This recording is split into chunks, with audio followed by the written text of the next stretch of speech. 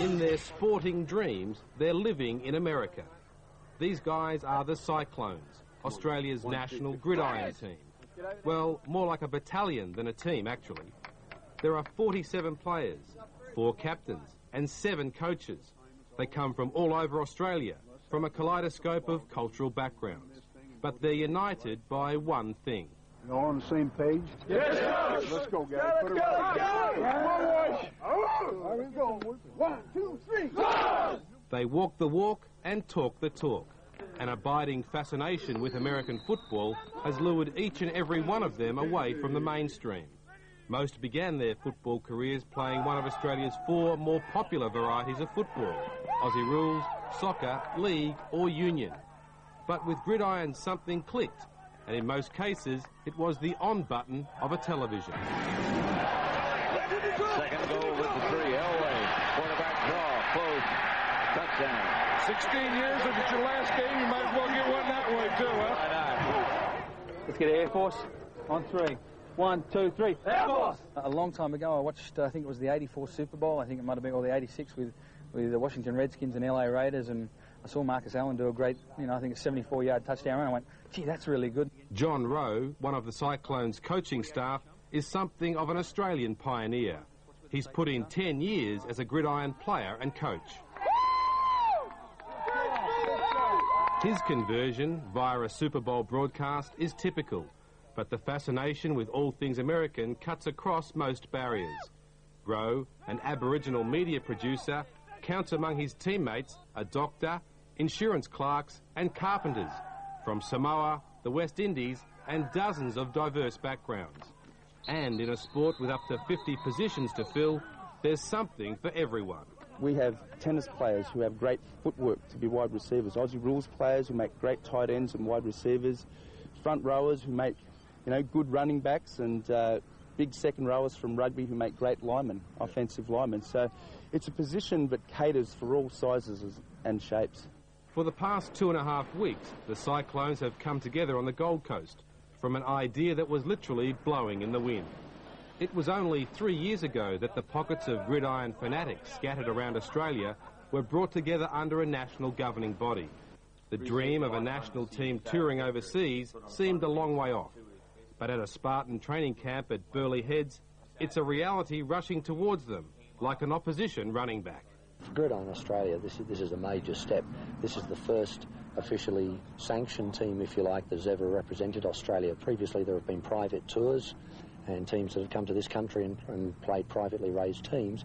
But this is the first official tour, and it's the first Australian team ever selected on merit. Gridiron Australia's Chief Commissioner, Paul Mercer, once an avid soccer fan, is another turned on to American football by TV. Bringing together the best of Australia's 3,000 registered players has been a major achievement. Best of all, Mercer's fledgling association secured a top coach, a man with 40 years NFL experience. M&M audible. Ready, hey! Jim Wagstaff, or head coach Wagstaff to give him his proper title, was sitting at home in Idaho when he got the most bizarre offer of his career. Jump on a plane, spend 5 weeks in the sun of the Gold Coast and then Palermo in Italy, and try and turn a bunch of rookies and well-meaning amateurs into a football team ready for the World Cup. I choked a little bit to start with, to be honest with you, because I knew about Australian football because we had played Australian football before with the down under bowl teams, and so I thought, boy, this would really be a challenge, and so I said, give me a little more information so I know what's going to happen. Coach Wagstaff knew enough about gridiron down under to be wary. He figured he'd have to improvise.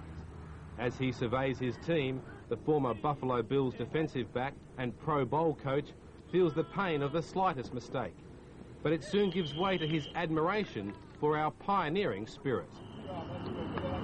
I would kind of look at the program here like about back in the 1930s or 40s in the United States, and I don't know, I'm probably aging myself, but when George Halas started the NFL program, and he'd go out and pick out the guys out of the steel mills and the coal mines and stuff like that, and they would just end up on Sunday and play games, just because they loved to do it. And I kind of liken that to what has happened here. Under the perfectionist eye of head coach Wagstaff, the Cyclones are playing catch-up. First, this group, drawn from 6 states, has to get to know each other. Then they have to learn and execute the most complex moves of any football code. Gridiron is like a game of chess in body armour. And you have to learn a language loosely based on English. It's called football speak. Over right Brown, you'll see that the backside A-back is on the line of scrimmage and he's eligible. So we want to throw to him, but we want to give him the 60 look, the 60 rollout and the 4, okay, so that we get the flow to the right-hand side of the field. So if we go over right Brown, we're going to stay short on that side and throw to the backside. For every minute spent playing, it seems a gridiron player spends an hour preparing and another hour reviewing. This meeting of quarterbacks and their coach, Peter Toss, goes over and over the team's playbook, the Bible that dictates every move. Mentally, the quarterbacks probably got the most difficult job on the field. Physically, it's often not a very demanding job. It can be, but yeah, certainly from a mental point of view, it takes a switched-on brain usually. Australia's gun quarterback is Dr. Mark Yeager, an Adelaide GP who grew up with the game on sandlots in his native Minnesota. Yeager's love of the game goes back to his boyhood, but he admits many of his teammates are attracted by the razzmatazz that comes with US pro sport.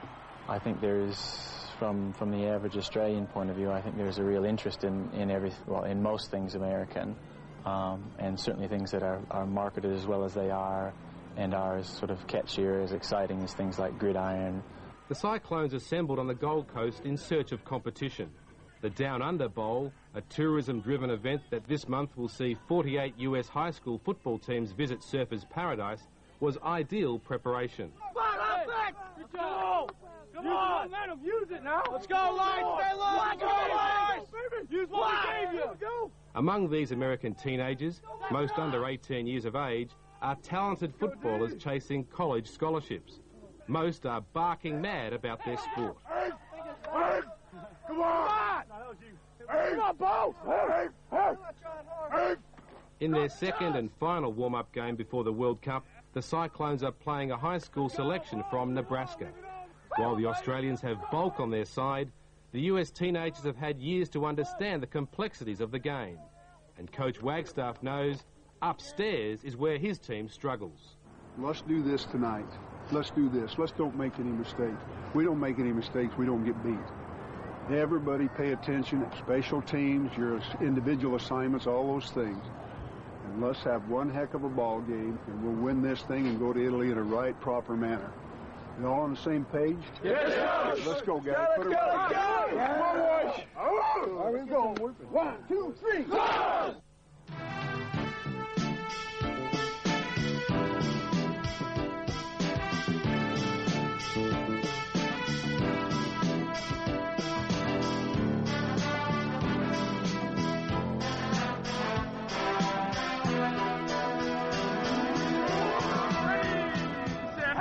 Things are looking good for the Cyclones. Even better when quarterback Mark Yeager tosses away the playbook and improvises.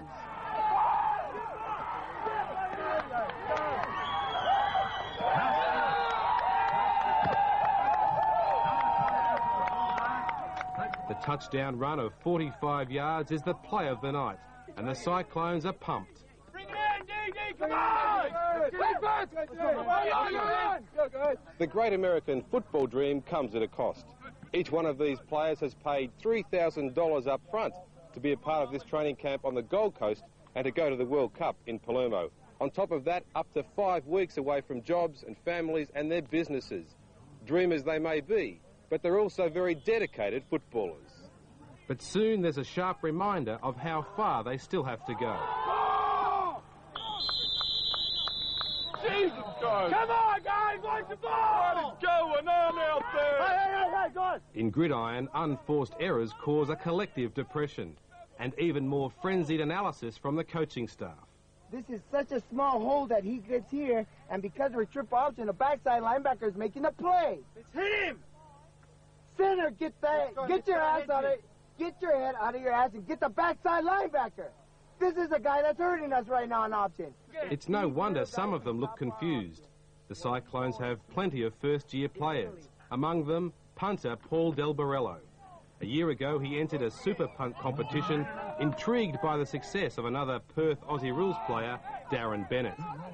Bennett now pulls $1 million plus salary in the NFL as the punter of the San Diego Chargers. Darren's been an icon. He's the first Australian to make the Pro Bowl, only the third Australian to ever make it into the NFL, and yeah, he's certainly got a bit of a profile back here in Australia. He took his Aussie Rules career, another step by going overseas and playing in the World League in Europe, and then being picked up by the Chargers, where he's done absolutely sensational.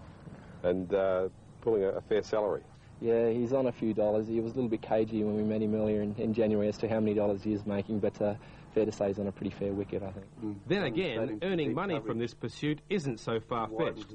The Cyclones' offensive line coach, Paul Manera, has shown the way. Manera gave up a promising rugby union career to chase a US college football scholarship and ended up at the University of Hawaii. He graduated with a business and finance degree and impeccable American football credentials after 3 years with an NCAA Division I program. Life was returning to normal in Sydney until... This year in March, I got a phone call, but it's kind of changed my life a little bit. And it was a job offer to go to Japan and coach with a team called the Recruit Seagulls. So I've accepted the position as offensive line coach and be there for 2 years and hopefully a lot longer. Indeed, Japan, with an American football culture implanted by the occupation forces after World War II, are the favourites for the forthcoming World Cup. But back to the ball game, and the Cyclones have cut their error rate and have pounded their smaller opponents. The final score, Cyclones 26, Nebraska High Schools 0.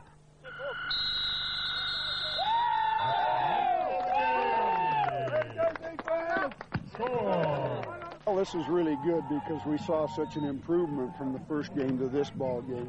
We came out right the first half.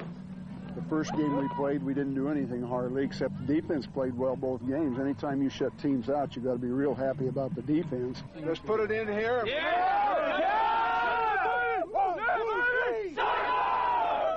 Oh, we're ecstatic. That was a damn hard game, but we done real well to come out of the way we did. And it was a tough game too.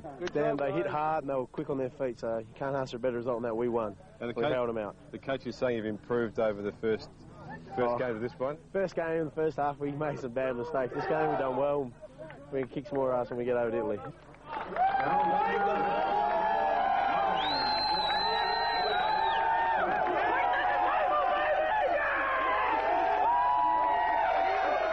The Cyclones have some silverware and a growing self-belief.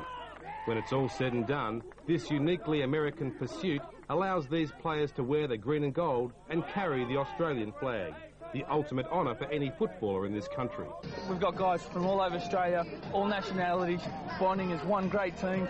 We're going to kick some ass in Italy. And that's where the great American-Australian football dream continues later this week.